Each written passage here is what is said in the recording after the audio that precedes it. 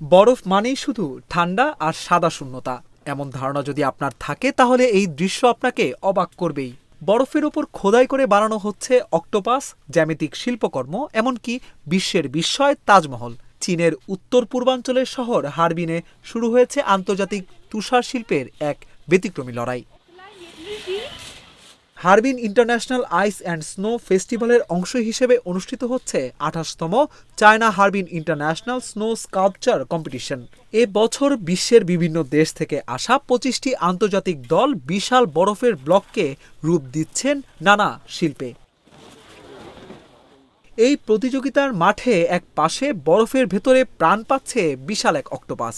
এই শিল্পকর্মের নাম ফর্মলেস ফর্ম।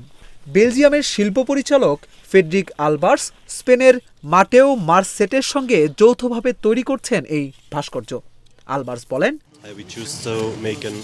অক্টোপাসের জৈবিক ও প্রবাহমান আকৃতি আমাদের অনুপ্রেরণা। বরফের ব্লকের চারপাশে পেঁচিয়ে থাকা সুরগুলোকে এমনভাবে গড়ে তোলা হচ্ছে যাতে পুরো ভাস্কর্যটা দেখতে জীবন্ত আর গতিশীল লাগে। আরেক শিল্পী মার্সেট বলেন, আমাদের সবচেয়ে বড় চ্যালেঞ্জ হচ্ছে চোখের অংশ, যেটা হতে হবে নিখুঁতভাবে সমান আর ভারসাম্যপূর্ণ।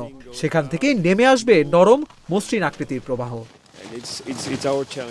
এই আন্তর্জাতিক প্রতিযোগিতায় রয়েছে ভারতের প্রতিনিধিত্ব।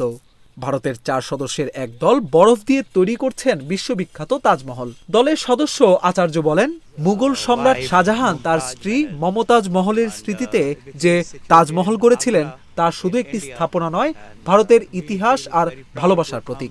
হারবিনে এসে শিল্পকর্ম তৈরি করতে পারা আমাদের জন্য গর্বের বিষয়। হারবিনের এই বরফের রাজ্যে শুধু ঠান্ডা নয়, জমে উঠেছে কল্পনা, সংস্কৃতি আর শিল্পের উষ্ণতা।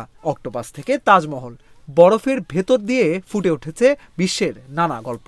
চীনের অন্যতম শীতল শহরে শুরু হওয়া এই উৎসব চলবে ফেব্রুয়ারি পর্যন্ত।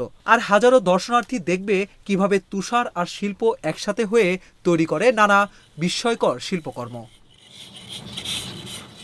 অভিষেক তরফদার, অঞ্জন, ইন্ডিপেন্ডেন্ট ডিজিটাল।